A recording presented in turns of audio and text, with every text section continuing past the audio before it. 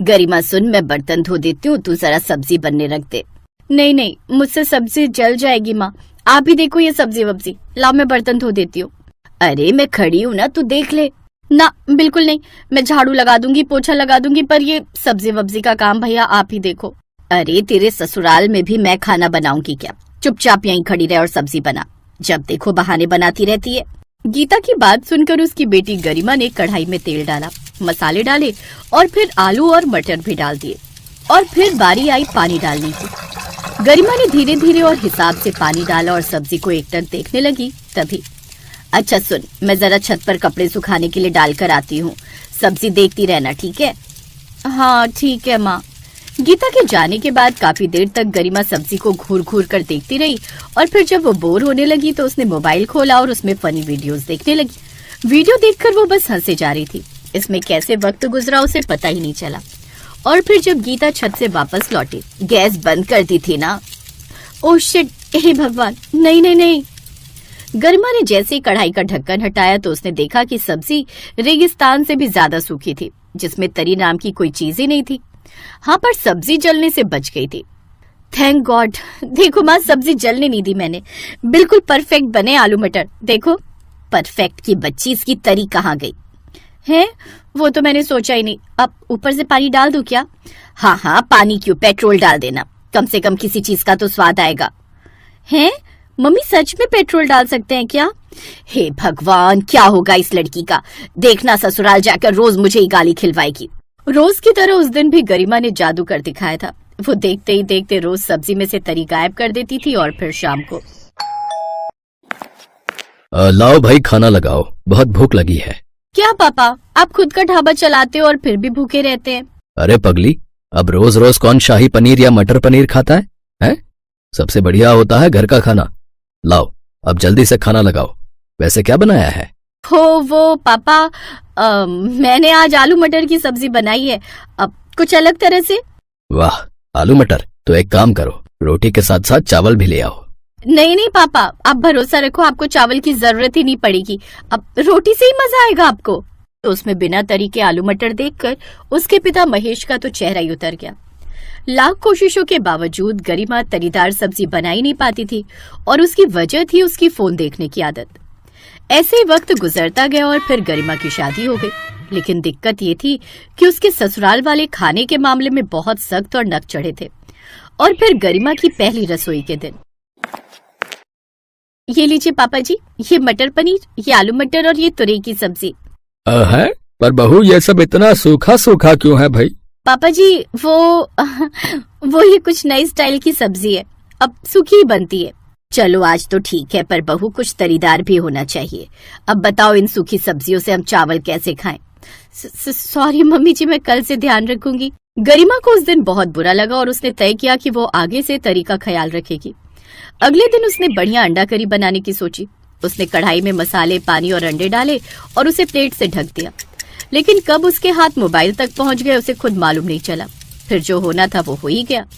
अंडे जलने से तो बच गए, लेकिन अंडा करी की तरी ऐसे उड़ गई जैसे गधे के सिर से सींग।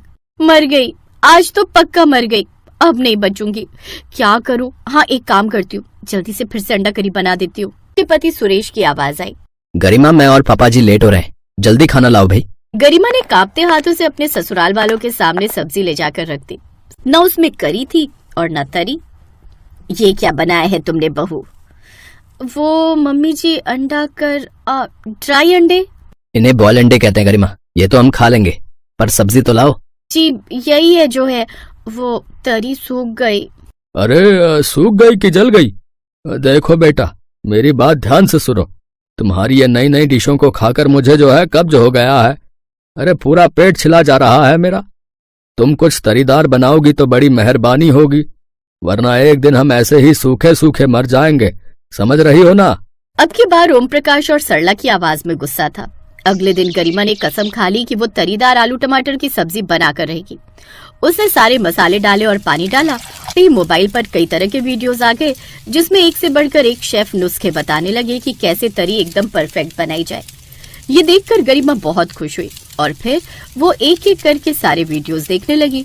और फिर अब देखती हूँ कि कैसे मेरी तरी जलती है। ये कहकर गरिमा ने मोबाइल साइड में रखा और फिर जैसे ही गरिमा ने कढ़ाई का ढक्कन खोला तो देखा कि टमाटर काले पड़ गए थे, आलू भी पथरीले से हो गए थे। कढ़ाई अमावस की रात की तरह काली हो चुकी थी और तरी वो तो स्वर्ग से धार ही चुकी थी। और फिर रही सही कसर पूरी तब हुई जब गरिमा, पापा और मैं लेट हो रहे हैं, जल्दी लाओ ना खाना, और सुनो प्लीज कुछ तरीदार लाना यार।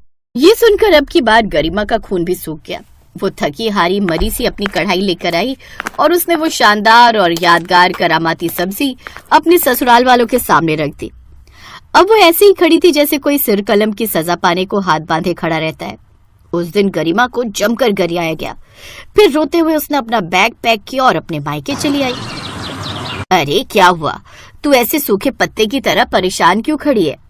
बस माँ, ये सूखापन ही मेरी जिंदगी ले डूबा। गरिमा ने सारी बात अपनी माँ को बताई। ये सुनते ही गीता ने उसके हाथ से फोन छीना और उसे पानी से भरी बाल्टी में डाल दिया। माँ, ये क्या किया आपने? बिल्कुल ठीक किया तुमने गीता। अब देखना, तेरी हर सब्जी तरीदार बनेगी। अब उठा अपना बैग और चल, तुझे तेरे ससुराल छोड़कर आते हैं। ससुराल पहुंचकर गरिमा की माँ गीता सबके सामने हाथ जोड़कर खड़ी हो गई। बहन जी, इसे माफ कर दो, आगे से ये ऐसी गलती कभी नहीं करेगी। अरे पर बहन जी, इससे तरीदार सब्जी बन ही नहीं सकती कभी। बनेगी बनेगी, देखना आज से ही बनेगी। इसकी माँ ने सब सिखा दिया है, विश्वास कीजिए। अगर ऐसी बात है तो आप लोग भी आइए और शाम का खाना हमारे साथ ही खा के जाइएगा। है इसके बाद सभी लोग खाने की मेज पर बैठकर बातें करने लगे और गरिमा बिना मोबाइल के पहली बार वो रसोई में काम कर रही थी। उसे ऐसा लग रहा था जैसे बिना आत्मा का शरीर बस कहीं चले जा रहा है। उसने मसाले डाले, अच्छे से भुना, फिर पानी डाला और फिर अंडे। फिर बिना कहीं ध्यान भटकाए वो एक टक सब्जी की आवाज को सुनने की कोशिश कर रही थी। तभी उसे अंदर से आवाज आई, थोड़ा तरी का ध्यान रखना गरिमा, आप चिंता मत कीजिए, सब ठीक होगा। हाँ, इस बार सब ठीक होगा। अपनी माँ और सास की बातें सुनकर गरिमा ने कढ़ाई की ओर देखा और फिर थोड़ी देर बाद उसने एक लंबी सांस ली और कढ़ाई का ढक्कन खोल दिया। उसकी आंखों के सामने लजीज तरीदार अंडा करी बनकर तैयार थी। फिर खाने की मेज पर जैसे ही उसने उस सब्जी को देखा तो हर कोई हैरान रह गया। वाह गरिमा, न ज्यादा न कम, न फीकी न तीखी, क्या तरी है। आप चिंता मत कीजिए बहन जी, अब से ये रोज ऐसी बढ़िया तरीदार सब्जी बनाएगी। पर ऐसा भी क्या कर दिया आपने बहन जी, जो हमारी बहू एक ही दिन में सीख गई? कुछ नहीं, बस ऐसे ही थोड़ा सा सिखा दिया जो पहले कभी नहीं सिखा पाई थी। उस दिन सभी ने गरिमा की दिल खोलकर तारीफ की। खासकर उसका पति सुरेश तो बहुत ही खुश था और अपनी यही खुशी जताते हुए उसने गरिमा से कहा, इतनी स्वादिष्ट अंडा करी मैंने आज तक नहीं खाई। सच में कमाल कर दिया गरिमा तुमने। जी कर रहा है तुम्हें कुछ इनाम दूं। हाँ, मैं कल ही तुम्हें नया मोबाइल दिलाता हूँ। नहीं नहीं। नई नवेली बहू रोशनी को भिंडी की सब्जी बहुत पसंद थी। बहू, इतना अच्छा मौका है? आज तेरी पहली रसोई थी, आज तुझे कुछ मीठा बनाना चाहिए था भाई। भिंडी की सब्जी क्यों बना दी? ससुर जी, मुझे बचपन से ही भिंडी की सब्जी बहुत पसंद है। वैसे भिंडी की सब्जी तो हमें भी बहुत पसंद है, लेकिन बहू तूने जो आज भिंडी की सब्जी बनाई है ना, इसका स्वाद बिल्कुल अलग है। ऐसी भिंडी की सब्जी हमने आज तक नहीं खाई। वाह वाह वाह। हाँ रोशनी, बहुत अच्छी भिंडी की सब्जी बनाई है तुमने। खैर, खाना पीना खाने के बाद मोहन और रोशनी अपने कमरे में बैठे प्यार भरी बातें कर रहे थे, क्योंकि आज उनकी सुहाग रात थी। तभी रोशनी ने मोहन को दूध का गिलास दिया, लेकिन उसने देखा कि उसमें दूध का रंग हरा था। रोशनी, मैंने सुना था कि सुहाग रात वाले दिन पति को दूध पिलाया जाता है, तुम ये मुझे क्या पिला रही हो? मैं भी आपको दूध ही पिला रही हूँ, ये दूध ही तो है। रोशनी, हरे रंग का दूध तो मैंने पहली बार देखा है। या तो तुम पागल हो या तो तुम मुझे पागल बना रही हो। पागल होंगे तुम्हारे दोस्त, ये कोई ऐसा वैसा दूध नहीं है, बल्कि भिंडी वाला दूध है। इससे आपको एनर्जी भी मिलेगी। खैर, किसी तरह मोहन ने वो दूध पिया और सुहाग रात मनाई। अगली सुबह उठकर उसने सभी के लिए चाय बनाई, लेकिन चाय में भी उसने भिंडी डाल दी थी। बहू, ये अब कुछ ज्यादा ही हो रहा है, तूने चाय में भी भिंडी डाल दी। सासू माँ, मैं बिना भिंडी के कुछ भी नहीं बनाती। इसका मतलब तुझे तो भिंडी की मिठाई भी बनानी आती होगी। सासू माँ, आपको कैसे पता चला? मैं भिंडी का हलवा, भिंडी के पराठे, भिंडी की बर्फी, भिंडी के पेड़े, भिंडी के समोसे सब बना लेती हूँ। उसकी बातें सुनकर सभी लोग जोर जोर से हंसने लगे। खैर, मोहन खेतों पर काम करने चला गया। तभी उसके सास ससुर ने देखा कि रोशनी अपने घर के बाहर आंगन में कुछ पौधे लगा रही थी। बहू, ये क्या कर रही है तू? सासू माँ, अब हमारे आंगन में कुछ ही महीनों बाद भिंडी भिंडी नजर आएंगी। बहू, जब तू भिंडी लगा ही रही है तो इसके साथ ही साथ लौकी, तुरई, कद्दू ये सब भी लगा दे।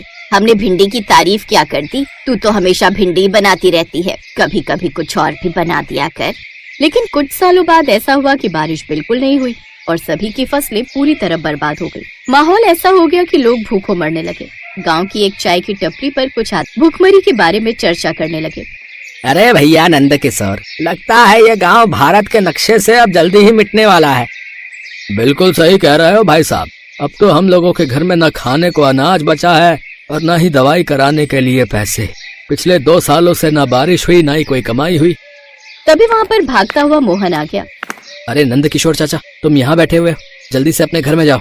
तुम्हारे माँ बाप अब इस दुनिया में नहीं रहे। मोहन की ये खबर सुनकर सभी के रोंगटे खड़े हो गए। नंदकिशोर ने अपना पूरा परिवार खो दिया। धीरे धीरे गांव के और भी लोग अपनी जान गंवाने लगे।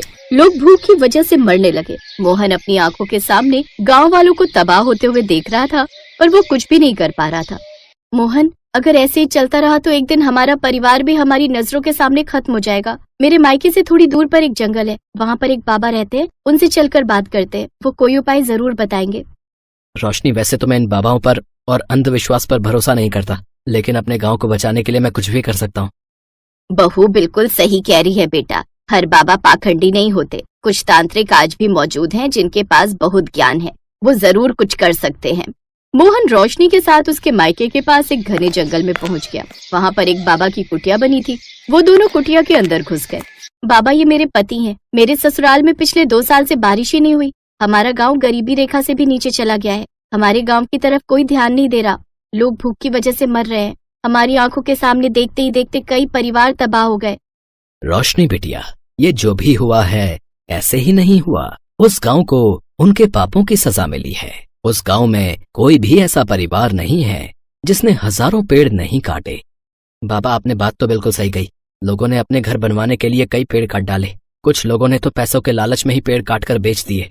अगर पेड़ गलती से कट भी जाते हैं तो अपने घर के सामने 2-3 नए पेड़ लगा लेने चाहिए, जिससे ये कुदरत संतुलित रहती है। असंतुलन की वजह से ही बारिश नहीं हो रही। बाबा, इसका कोई उपाय तो होगा?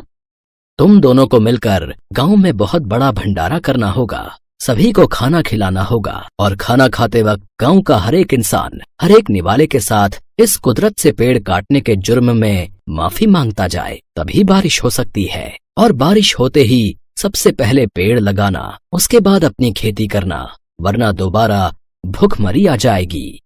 ठीक है बाबा, हम कल ही बहुत बड़ा भंडारा करते हैं। दोनों वापस आ गए। अब उसके सास ससुर भंडारे को लेकर परेशान हो गए। रोशनी, हम भंडारा कैसे रखेंगे? ये गांव बहुत बड़ा है। अब तो हमारे पास भी इतना अनाज नहीं बचा कि पूरे गांव को खिला सके।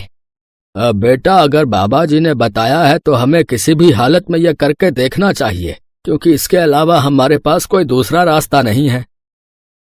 अब वो लोग भंडारे को लेकर परेशान हो गए। तभी अचानक रोशनी के दिमाग में एक ख्याल आया। सुनिए, हमारे आंगन में जितनी भी भिंडी लगी है उन सब की सब्जी बनाएंगे ताकि सारा गांव खा सके। ये सुनकर उसकी सास हंसने लगी। बहू तो बड़ी भोली है। हमारे आंगन में जितनी भिंडी लगी है ना, अगर सारी भिंडी तोड़कर भी हमने सब्जी बना ली तो भी सिर्फ ज्यादा से ज्यादा 10 लोग ही खा पाएंगे। सासू माँ, मैं तरी वाली भिंडी बनाऊंगी। मुझे पता है कि तरी वाली भिंडी नहीं बनाई जाती, पर इसके अलावा कोई चारा नहीं है अपने पास। कम से कम 50 बाल्टी पानी डालेंगे और जितनी भी भिंडी है वो सब डाल देंगे। फिर ढेर सारा नमक और मसाला डालकर सब्जी बनाएंगे तो बुरी नहीं लगेगी। बहू बिल्कुल सही कह रही है, और वैसे भी अभी हमें स्वाद नहीं, लोगों की जानें देखनी है। तो ठीक है, मैं जल्दी से सारी भिंडी तोड़ लाता हूँ। बेटा, वो सब हम कर लेंगे। अभी तो गांव वालों को इकट्ठा कर। बाबा ने जो भी बताया गांव वालों को समझा दे। उसके बाद गांव के कुछ लड़कों को भी बुला लेना। सब लोग मिलकर भंडारा करेंगे तो जल्दी हो जाएगा। पिताजी, आपने बिल्कुल सही कहा। मैं भी सारे गांव वालों को इकट्ठा करके सारी बात बताता हूँ। मोहन गांव वालों को इकट्ठा कर ही रहा था कि उतने में 3 आदमी और ही दुनिया छोड़कर चले गए। पहले तो उनका अंतिम संस्कार किया गया। उसके बाद मोहन ने भंडारे वाली सारी बात गांव वालों को बता दी। बेटा, बाबा ने जो भी बताया बिल्कुल सही बताया। हम अपने फायदे के लिए पेड़ काट डालते हैं और ये नहीं सोचते कि हम अपने लिए ही गड्ढा खोद रहे हैं। हम सबको मिलकर जल्द से जल्द भंडारा करना होगा और कुदरत से और प्रकृति से माफी मांगनी होगी। हम सब तरी वाली भिंडी बनाने में रोशनी बहू की मदद करेंगे। आज रात भर कोई नहीं सोएगा इस गांव में। हाँ, सारा गांव उस रात नहीं सोया। सब रोशनी के साथ मिलकर सब्जी बनवाने लगे। उन लोगों ने उतनी भिंडी में 50 बाल्टी पानी मिलाकर तरी वाली भिंडी की सब्जी बनाई। सब्जी बनाते बनाते सुबह हो गई। खैर, सारे गांव ने वैसा ही किया जैसा बाबा ने बताया था। 1 घंटे में ही बारिश शुरू हो गई। अब जल्दी से भंडारा शुरू करते हैं, लेकिन गांव वालों याद रखना, हर निवाला अंदर लेते समय उन पेड़ों को काटने के लिए कुदरत से माफी मांगते रहना। अगर एक भी निवाला बिना माफी मांगे खाया तो ये भुखमरी कभी खत्म नहीं होगी और ये गांव वीरान हो जाएगा। और उसी वक्त पेड़ लगाने शुरू कर दिए। उस दिन के बाद किसी ने भी पेड़ नहीं काटे और सभी खुशी खुशी रहने लगे।